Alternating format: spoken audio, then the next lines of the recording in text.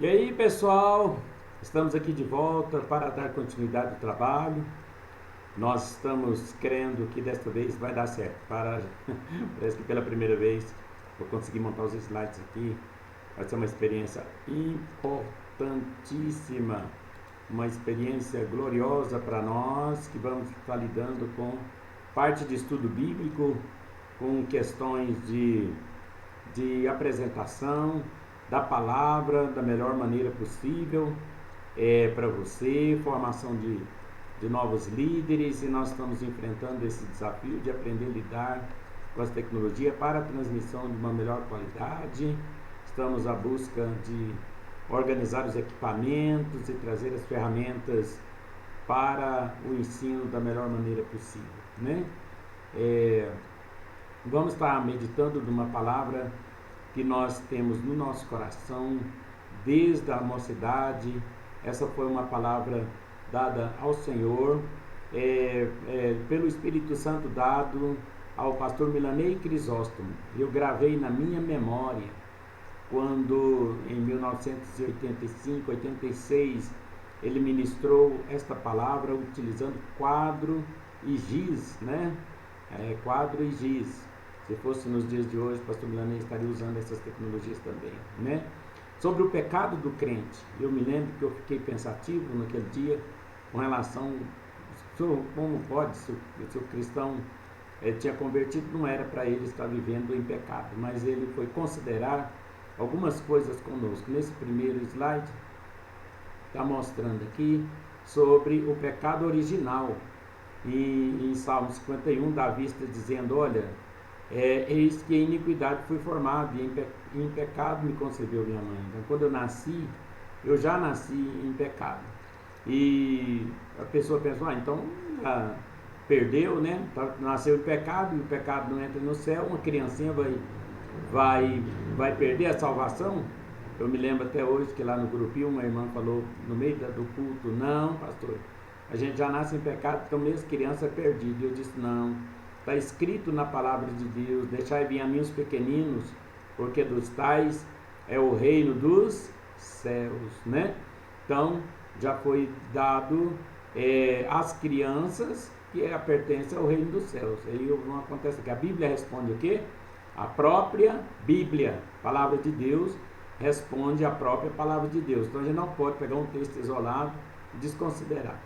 Romanos 3:23, versículo famosíssimo, né? Porque todos pecaram e destituídos estão da glória de Deus. Aqui está falando com toda a humanidade, né? Paulo está dizendo. Então nós precisamos de ter mecanismos e caminhos para retornar ao Senhor. Então o pecado original, hereditário, já vem, mas por meio do Evangelho, por um homem entrou o pecado no mundo, mas por um saiu também, né? Primeiro Adão entrou o pecado, e segundo Adão, que é Cristo, tirou o pecado do mundo. Vamos então para frente. O pecado por comissão, que é isso? É quando diz para não cometer, para não fazer, e a gente vai e peca.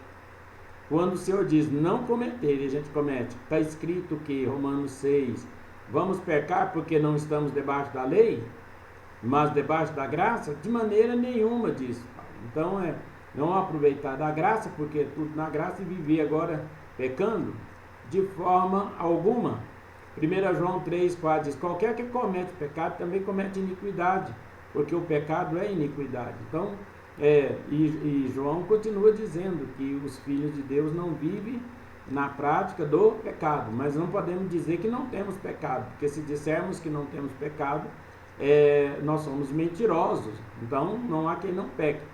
Mas muita gente inclusive diz que o cristão ele é um pecador arrependido, né? Então a gente tem que estar sempre lembrando, nós somos frágeis, mas temos que estar sempre combatendo o pecado que já foi destruído lá na cruz do Calvário. Entretanto, assim como ele foi destruído e as enfermidades também, elas continuam correndo atrás da gente, tentando nos oprimir, contrariamente à palavra do Senhor, né? Continuamos. Pecado por consequência na vida do crente. Que jeito que é isso?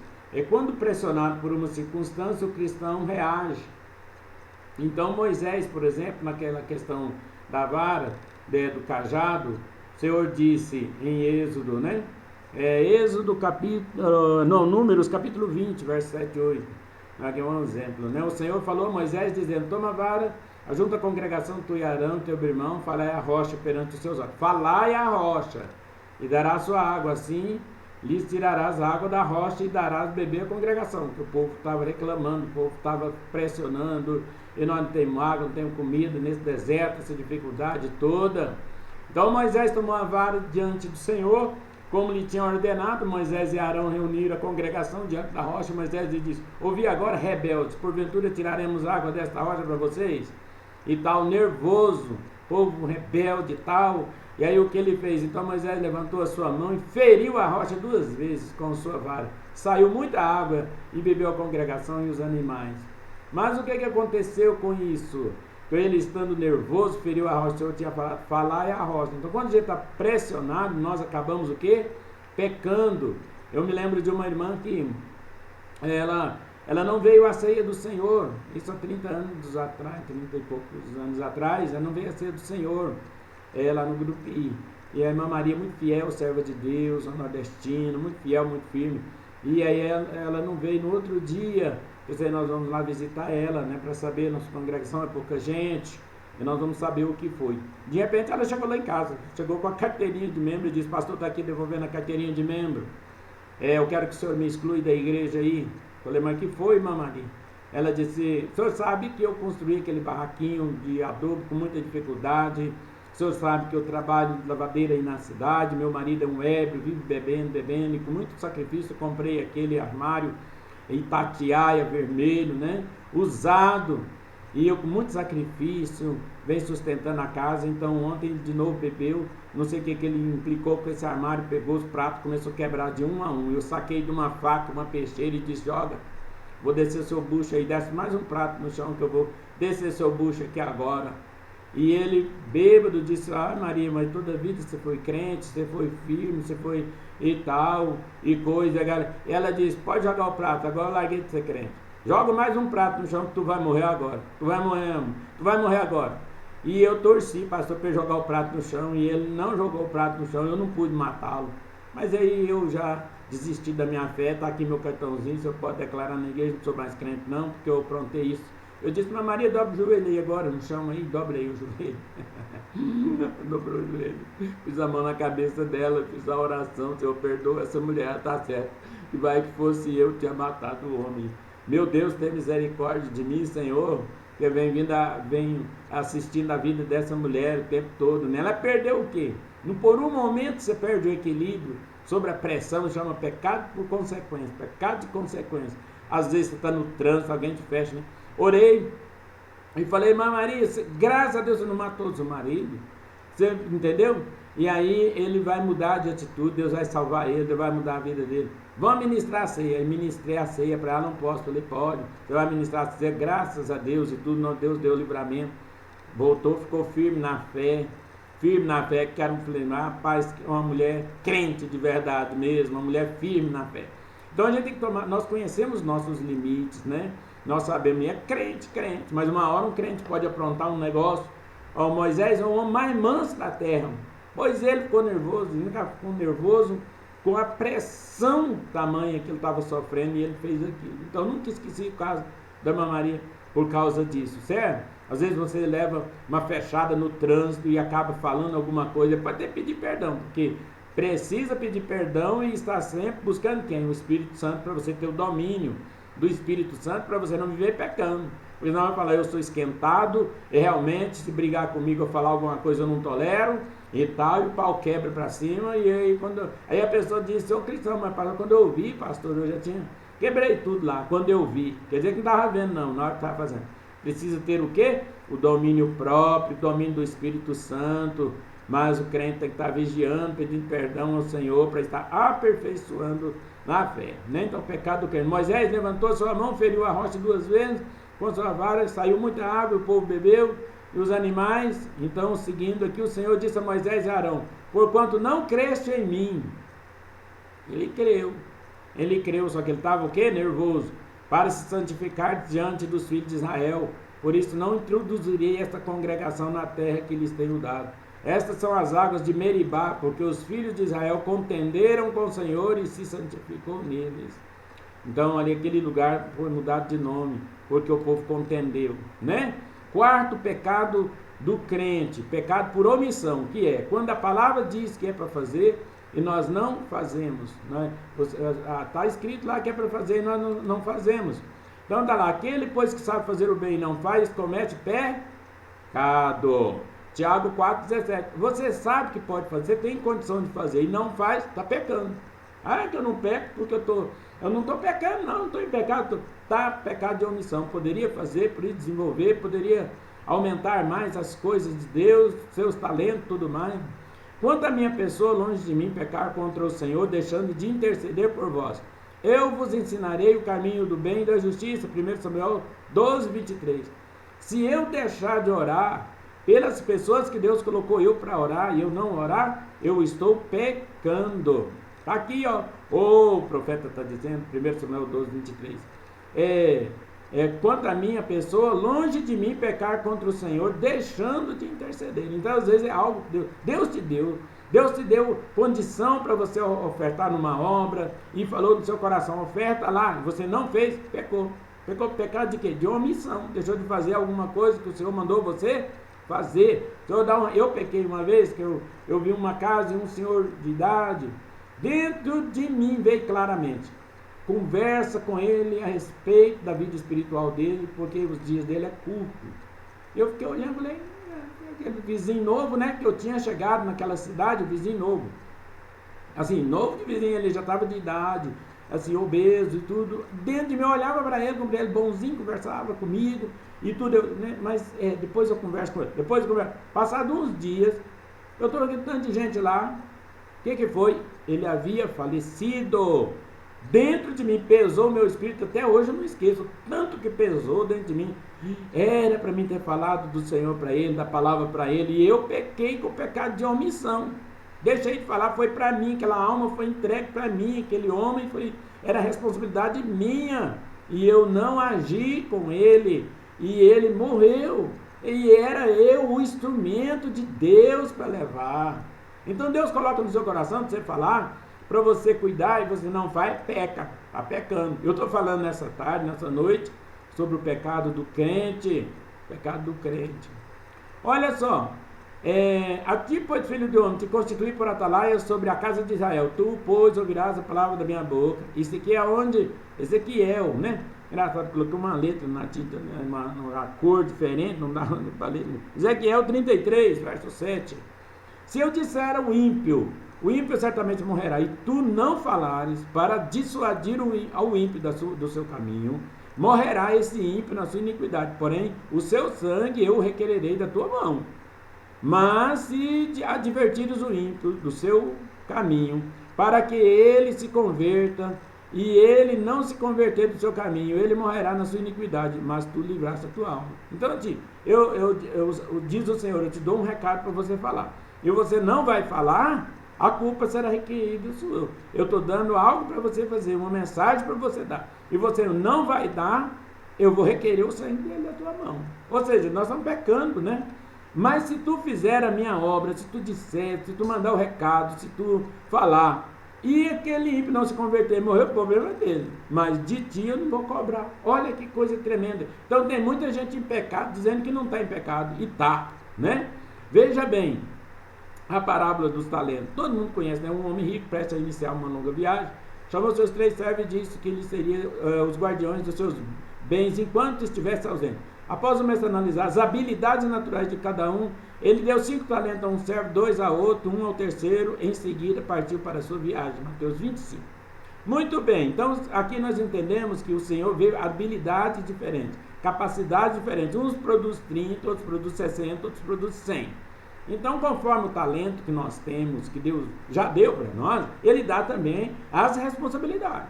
Agora, ninguém fica sem responsabilidade. Não, eu não tenho talento nenhum, Deus não me chamou para nada, eu não tenho responsabilidade nenhuma na obra. É o pastor, os irmãos, presbítero, evangelista, lá, e não é comigo não. Você recebeu talento. Seja lá alguma coisa, Deus te colocou no corpo e você é célula dentro do corpo com funções específicas, tem que descobrir a sua função no corpo. Mas tem, Deus te entregou alguma coisa, Deus me entregou alguma coisa, responsabilidade tem sobre nós, foi dado. Aí então, a resposta do mestre foi rápida e severa: servo mau e preguiçoso. Aqui está falando daquele que tinha recebido um e não utilizou, escondeu, né? Aí foi repreendido. Depois de muito tempo, o mestre, eu troquei os slides, muito tempo o mestre retornou e foi acertar contas com o seu servo que havia recebido 5 talentos, meu senhor, disse: eis-me aqui, 5 talentos, veja aqui, estão mais 5 que eu consegui, olha que beleza, né? Muito bem, servo bom e fiel, disse o Senhor, já que foste fiel no pouco, confiar-te-ei muito, entre no gozo do teu Senhor. Em seguida o servo que havia recebido 2 talentos aproximou e disse: mestre, meu senhor, disse o meu senhor, me confiou 2 talentos, veja, obtive mais 2. O mestre disse: muito bem, servo bom e fiel, já o foste fiel no pouco, confiar-te-ei muito, entre no gozo do teu Senhor, e tal. E aquele que recebeu 1 talento se aproximou e disse: meu senhor, disse eu, soube que és um homem severo, ceifas onde não semeaste e recolhes, né? Onde não joiraste, e atemorizado fui esconder o teu talento na terra, e finalmente aqui tens é teu, devolveu o talento, né? A resposta foi rápida e severa: servo mau e preguiçoso, que sabia que ceifa onde não semeei e recolho onde não joerei, devias então ter entregado o dinheiro ao banqueiro, e ao meu retorno teria recebido o que é meu com juro, pelo menos, né? Então, observa só, vou retornar aqui um pouquinho, que aquele que recebeu escondeu foi repreendido, foi chamado de mau. Os outros que havia granjeado, os outros, além de Deus, tinha dado. Deus não dá nada pra gente, não cobra nada da gente sem antes dar, né? Ele cobra depois que ele dá e deixa bastante tempo, anos, vida longa, aí pra gente poder trabalhar, tá bom? Então, se Deus colocou no seu coração fazer alguma coisa, Deus colocou talento, olha quantos são músicos, né? Quantos são cantores, quantos são pregadores, quantos são ensinadores, quantos são profetas, quantos são, que têm talentos de Deus e estão com os talentos enterrados, né? Enterrou o talento, tem que desenterrar e começar a trabalhar, porque não vai ser repreendido, viu? Pecado de quem? Pecado do crente. Pecado de procrastinação, vai adiando, né? A gente nem precisa fazer muito, vai fazendo aos poucos, mas Deus te dá condição para você fazer. Olha só, vamos para frente agora, estamos chegando ao final aqui dessa primeira experiência maravilhosa. Vamos lá para frente, quinto pecado de crente, pecado para a morte. Meu Deus, pecado está falando para cristão. Se alguém vir pecar seu irmão, pecado é crente. Então, seu irmão é quem? Crente, cristão. Pecado que não é para a morte, orará, e Deus dará vida àquele que não pecaram para a morte. Há pecado para a morte, e por esse não digo que ore. Toda a iniquidade é pecado. E há pecado que não é para a morte. 1 João 5, mas que é isso? 16, 17 versículo. Que pecado será esse que Deus está dizendo aqui, através de João? Não é nem para orar pelo irmão que ele pecou para a morte, que será? Vamos verificar então. Apostasia. O que é apostasia? Porque é impossível, está escrito em Hebreus 6.